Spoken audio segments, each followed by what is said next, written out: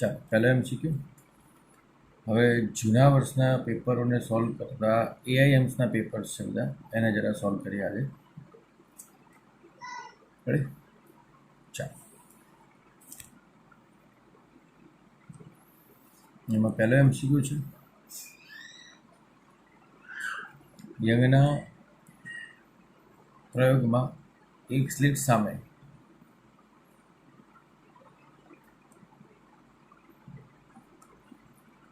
1.5 વક્રી ભવનાંક વાળે અને 2.5 ગુણ્યા 10⁻5 મીટર જાડાઈનું એક પાતળું એક પારદર્શક માધ્યમ રાખવામાં આવે છે.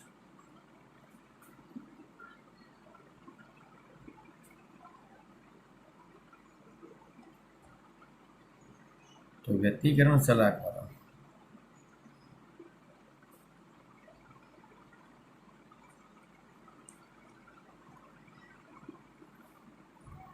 કેટલું સ્થાનાંતર થશે,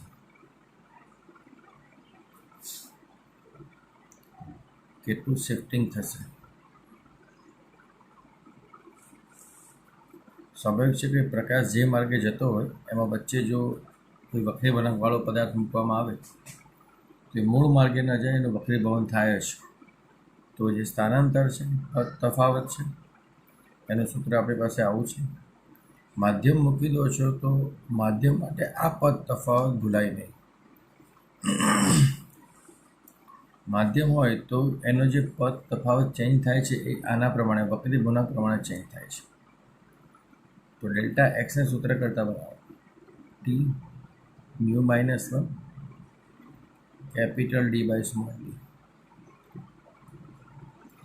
કિંમત મૂકીને સાદરૂપ આપો 2.5 ગુણ્યા 10⁻5 વક્રીભવનાંક છે 1.5. રકમમાં તમને કેપિટલ ડી આપે છે 100 સેન્ટીમીટર એટલે 1 મીટર, કેપિટલ ડી આપે છે 100 સેમી અને સ્મોલ ડી આપે છે 0.5 mm. તો 0.5 ગુણ્યા 10⁻3. તો ડેલ્ટા એક્સ જે મળે છે આપણને મળે છે 2.5 ગુણ્યા 10⁻2 મીટર. સેન્ટીમીટરમાં કન્વર્ટ કરો તો આ રીતે. પણ જ્યારે પણ વક્રીભવનકારક માધ્યમ મૂકવામાં આવે તો આ સૂત્ર ખાસ ભૂલાય નહીં. રેડી? આગળ.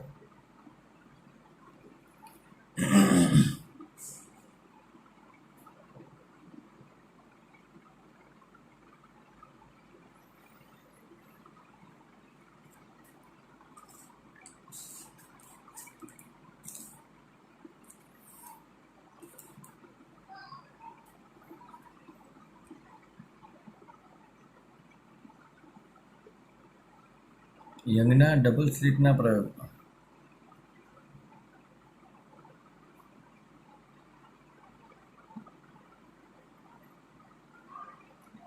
બંને સ્લિટ વચ્ચેનું અંતર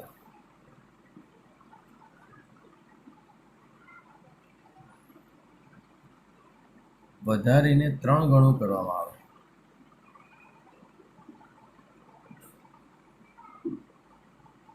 તો સલાકાની પહોળાઈ કેટલી?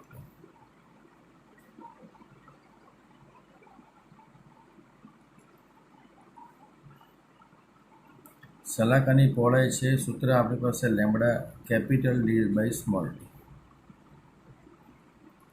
સલાકાની પહોળાઈમાં 2 સ્લિટ વચ્ચેનું અંતર 3 ગણું કરવું છે.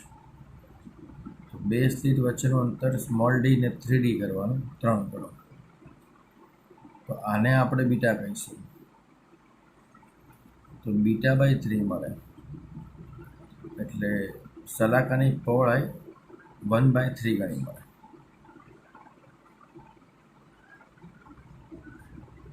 1/3 ગણી અથવા ત્રીજા ભાગની. બંને રીતે એને સેટ કરી શકાય, બંને રીતે લખી શકાય.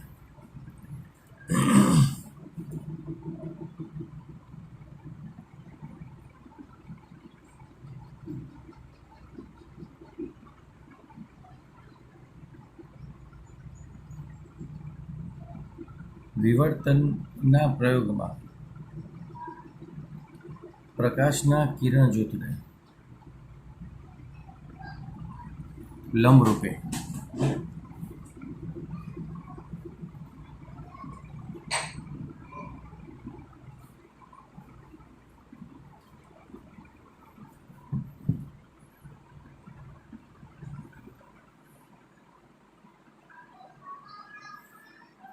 આપાત કરતા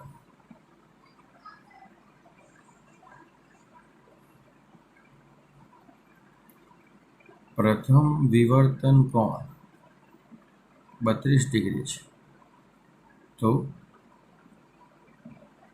દ્વિતીય વિવર્તન કોણ કેટલો?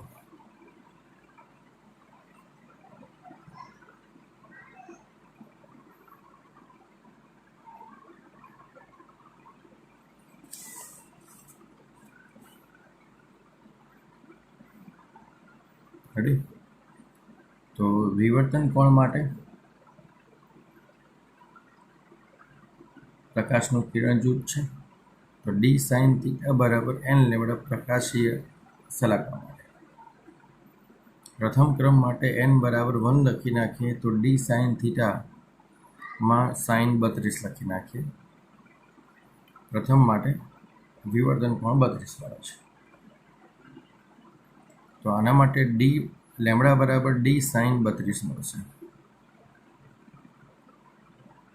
બીજા પોઈન્ટ માટે same to same D sine theta is equal to દ્વિતીય વિવર્તન માટે 2 લખી નાખીએ, એટલે 2 લેમ્ડા. Ready? D by 2 sine theta કરીએ બરાબર લેમ્ડા કરીએ, આ બંને લેમ્ડાને સરખાઈ દો.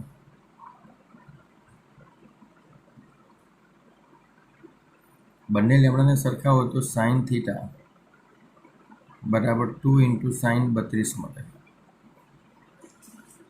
સરખાઈ દો તો થીટા બરાબર સાદુરૂપમાં સાઇન થીટા આપણને મળશે 1.06 સાઇન 32 એટલે 0.529 લખવાના. સાઇન 32 એટલે 0.529 એટલે થીટા સેટ કરવો છે તો સાઇન ઇનવર્સ 1.06, પણ સાઇનની કિંમત 1 કરતાં મોટી ગણવાની છે નહીં આપણે, એટલે આ પ્રક્રિયામાં દ્વિતીય વિવર્તન શક્ય નથી એવું આપણે લખવાનું થશે. કેમ કે આપણી પાસે 4 ઓપ્શન છે ને, એમાં આપણને 80 ડિગ્રી આપેલો છે, 40 ડિગ્રી આપ્યો છે, 64 ડિગ્રી આપ્યો છે અને શક્ય નથી એવું આપ્યું છે. એમાં સાઇન 90 બરાબર 1 થાય, એટલે આમાં કોઈ 90 વાળું પદ છે જ નહીં, એટલે આમાંથી 3 એંગલ તો આવશે જ નહીં. તો ચોથો ઓપ્શન આપણો આના પ્રમાણે શક્ય નથી એવું લખી શકાય. ચોથો ઓપ્શન શક્ય નથી એવું લખી શકાય. ઓકે,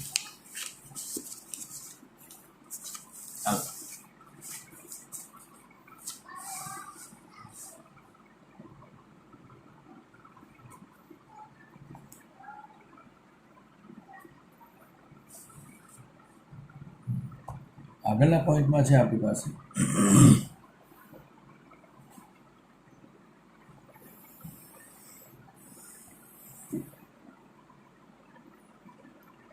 I અને 4i તીવ્રતાવાળા બે તરંગોનું વ્યતિકરણ થાય છે.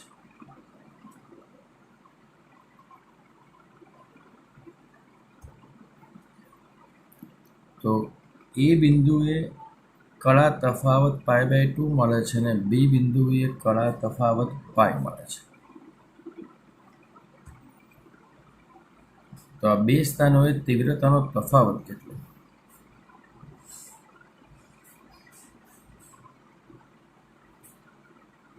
IA માઇનસ IB બરાબર ખાલી જગ્યા.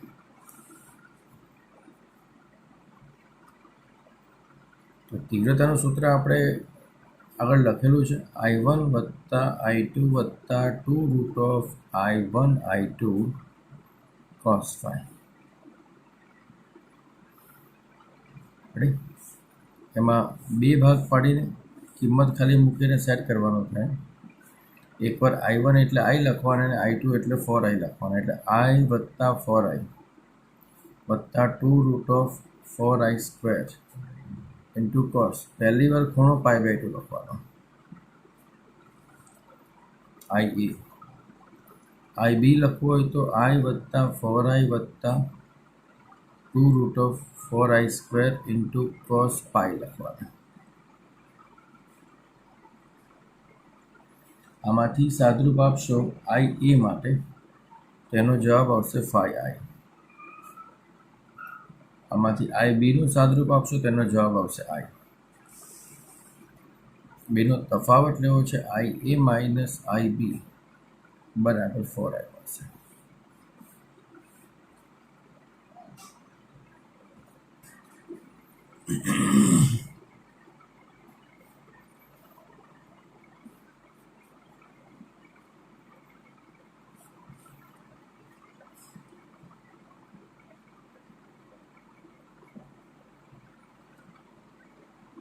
એક તરંગ છે y1 બરાબર 4 sin omega t અને બીજું તરંગ છે y2 બરાબર 3 sin omega t પ્લસ π/2.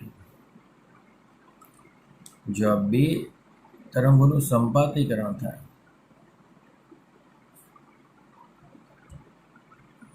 તો મહત્તમ કણ વિસ્તાર, પરિણામી મહત્તમ કણ વિસ્તાર કેટલો?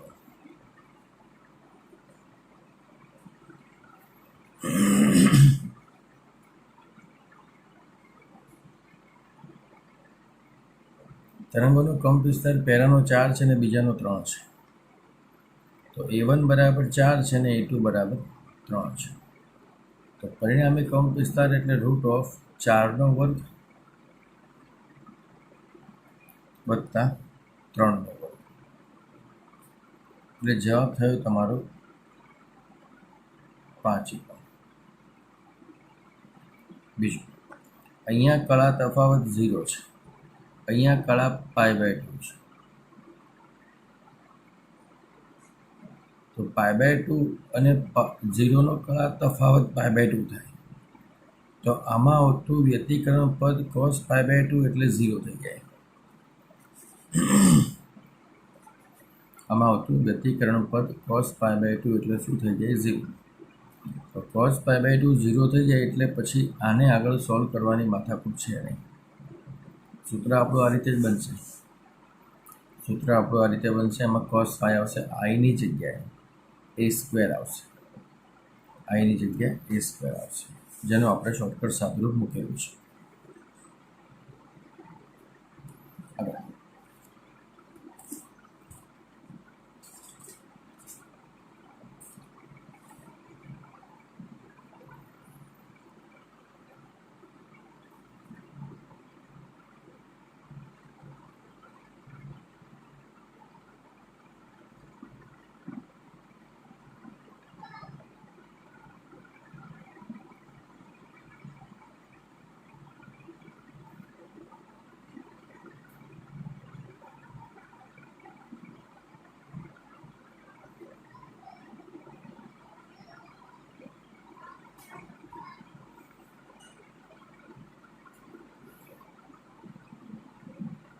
એક સ્લિટથી થતા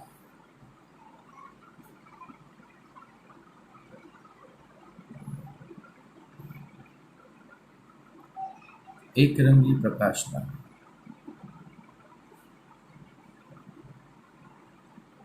ફ્રોનહોફર વિવર્તન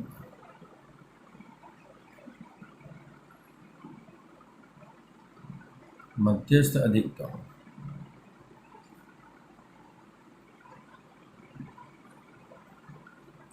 ની તીવ્રતા I0 છે.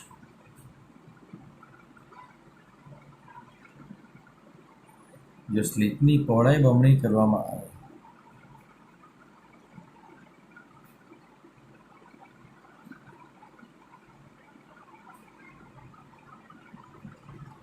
તો મધ્યસ્થ અધિકતમની પહોળાઈ કેટલી થશે?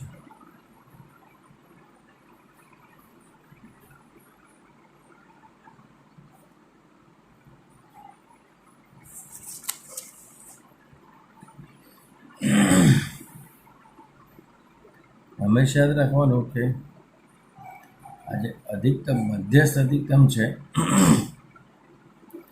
એની તીવ્રતા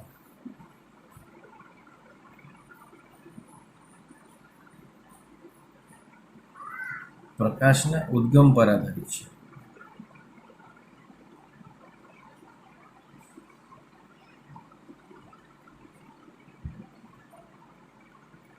અહીંયા ઉદ્ગમ અચળ છે, ઉદ્ગમમાં ચેન્જ નથી. અહીંયા બે સ્થિતિ વચ્ચેનું અંતર બદલાય છે. ઉદ્ગમ અચળ છે એટલે તીવ્રતા બદલાય ને તીવ્રતા પણ અચળ થઈ.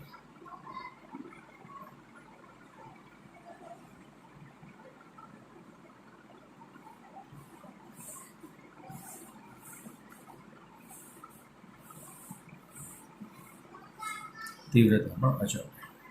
એટલે તીવ્રતા તમારી I0 એઝ ઇટ રહેશે. I0માં કોઈ ચેન્જ નહીં થાય. તીવ્રતા આપણે I0 અચળ રહેશે.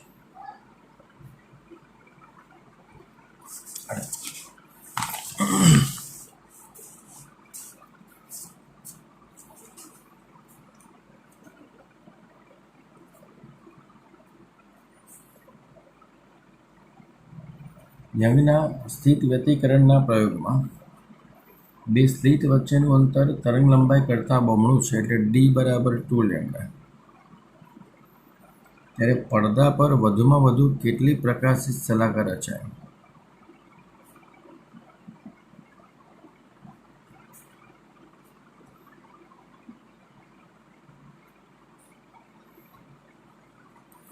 પ્રકાશિત શલાકાની સંખ્યા શોધવી તો 2n+1 યાદ રાખવાનું.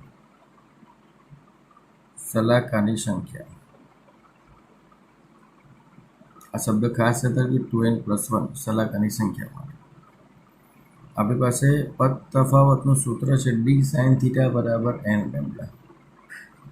આપણે n મેળવવાનો છે જે આપણે અહીંયા મૂકવાનો છે. D બરાબર 2 લેમ્ડા આપેલો છે, n લેમ્ડા ગયા તો sin θ બરાબર n/2.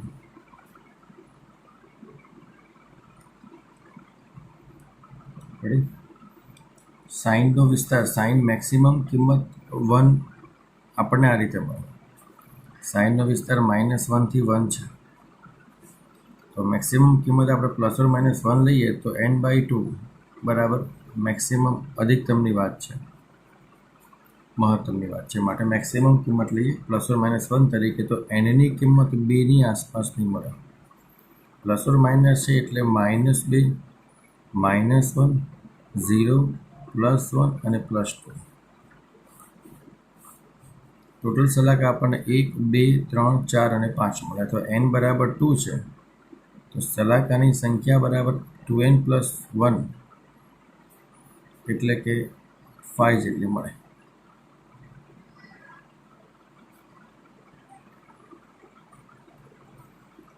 5 જેટલી શલાકાની સંખ્યા મળશે. ઓકે, એક શબ્દ ખાસ યાદ રાખવાનો થશે.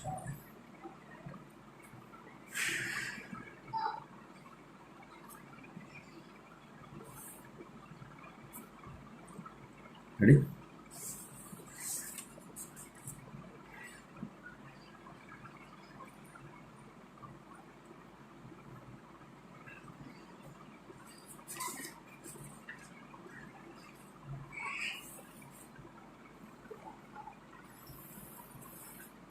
રકમ થોડી મોટી છે પણ ખાસ સૂત્ર યાદ રાખવાનું છે. યંગના ડબલ સ્લિટના પ્રયોગ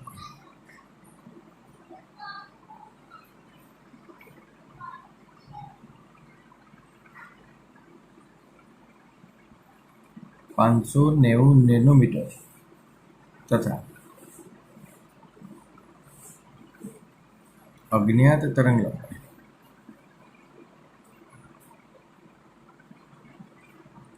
પ્રકાશનું મિશ્રણ વાપરતા પડદા પર મળતી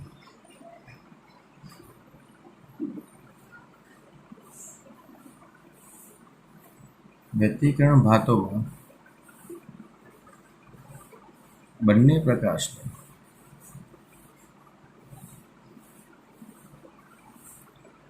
મધ્યસ્થ અધિકતમ શલાકાઓ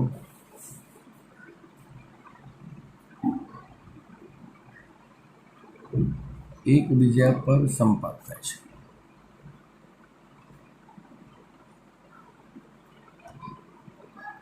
વળી પડદા પર કોઈ સ્થાને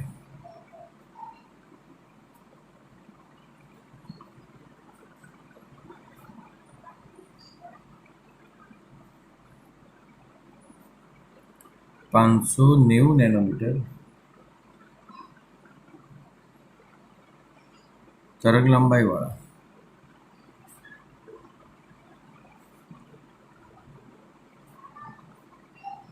પ્રકાશની ત્રીજી શલાકાઓ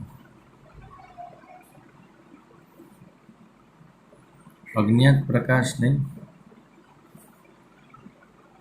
ચોથી પ્રકાશિત શલાકા પર રચાય.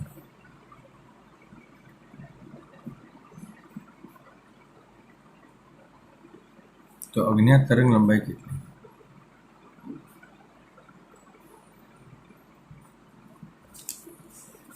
આ સંપાત શબ્દ આવે ને એટલે આ યાદ રાખવાનું, n લેમ્ડા બરાબર અચળ.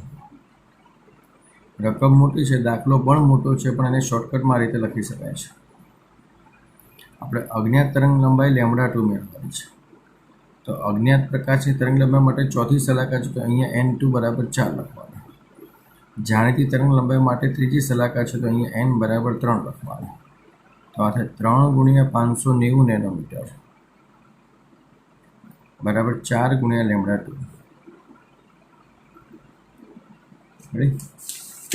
λ2 ને સૂત્ર કરતા બનાવો તો જવાબ થાય 44.25 નેનોમીટર.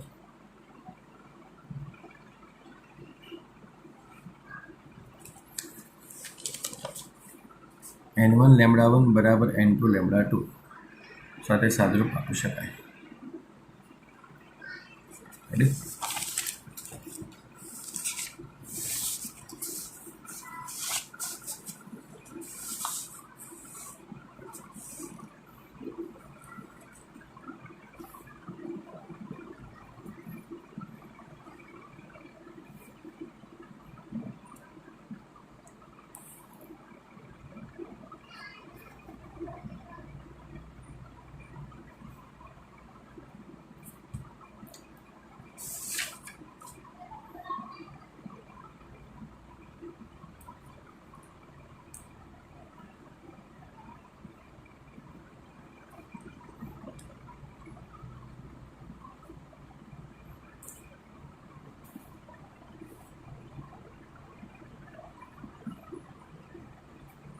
હવામાંથી પાણી માટે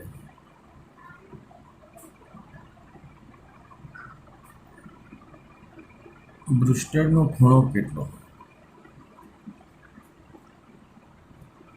હવામાંથી પાણી માટે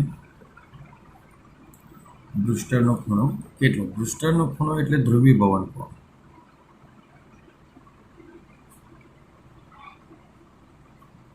અને એ ધ્રુવીભવન કોણ માટે બ્રુસ્ટરનો નિયમ છે આપણી પાસે, n = tan θp. તો θp = tan inverse n. tan inverse n એટલે હવામાંથી કાચમાં જાય એટલે કાચનો વક્રી ગુણાંક લખવાનો. અહીંયા હંમેશા સાપેક્ષ વક્રી ગુણાંક જેવું યાદ રાખવાનું.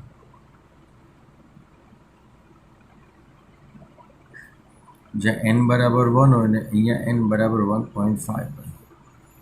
તો હવામાંથી કાચમાં જાય એટલે 1.5 ભાગ્યા 1 કરવાનો. અહીંયા પાણીમાંથી કાચમાં જાય, પાણીમાંથી કાચમાં, તો કાચના વક્રી ગુણાંક ભાગ્યા પાણીનો વક્રી ગુણાંક. એટલે ટૂંકમાં આ તમારે સાપેક્ષ વક્રી ગુણાંક તરીકે લખવાનું. એટલે દાખલ થાય એ વક્રી ગુણાંક ભાગ્યા આપાત થાય એ વક્રી ગુણાંક. દાખલ થાય અને આપાત થાય એ માધ્યમ લખવાનું. વક્રી ગુણાંકમાં ખાસ ધ્યાન રાખવાનું. તો ટેન ઇન્વર્સ 1.5 એટલે એનો ખૂણો લગભગ 56.3 ડિગ્રી જેવો આવે છે. 56.3 ડિગ્રી જેવું મળે છે. રેડી? 4 mmની અડચણ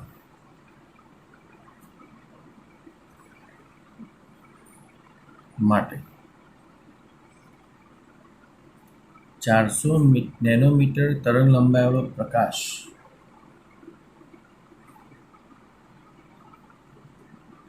વાંકા વળ્યા વગર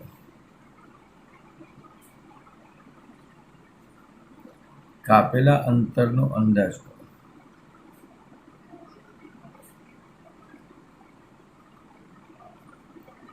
વિવર્તન થયા વગર વાંકન થયા વગરનું અંતર એટલે ફ્રેનલ અંતર. એને આપણે ZF કહીએ છીએ. તો ZFનું સૂત્ર છે આપણી પાસે d²/λ. d² એટલે અડચણનું અંતર 4 mm, તરંગ લંબાઈ 400 નેનોમીટર, 4 × 10⁻⁷ મીટર. સાદરૂપ આપો તો 40 મીટર જવાબ આવે. સાદરૂપ આપો તો 40 મીટર આપણને જવાબ મળે. રેડી?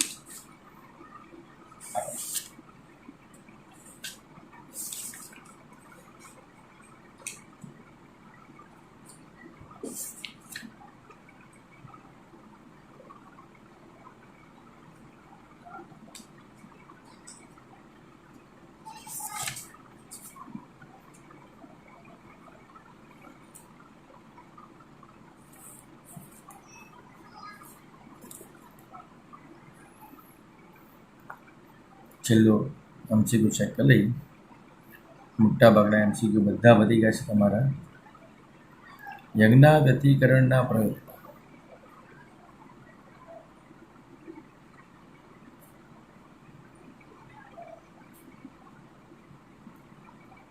ઉપયોગમાં લેવાય પ્રકાશની તરંગ લંબાઈ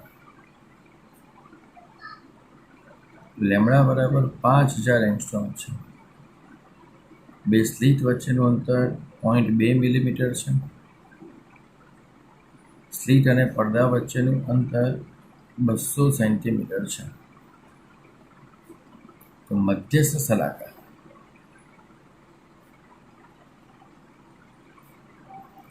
x બરાબર 0 પાસે હોય તો ત્રીજી પ્રકાશિત સલાકાનું અંતર માટે x બરાબર ખાલી જગ્યા. તો એ મધ્યસ્થ પ્રકાશિત સલાકાથી અંતરનું સૂત્ર છે આપણી પાસે n/d/d. રેડી? ત્રીજી પ્રકાશિત સલાકા છે, તરંગ લંબાઈ 5000 એંગસ્ટ્રોમ આપેલી છે. રેડી? બાકી બધું જ રકમમાં લખેલું છે અને આપણે મીટરમાં કન્વર્ટ કરીને લખીએ છીએ. તો જવાબ આવે છે તમારો 8.5 × 10⁻² મીટર, 1.5 સેન્ટીમીટર. રેડી?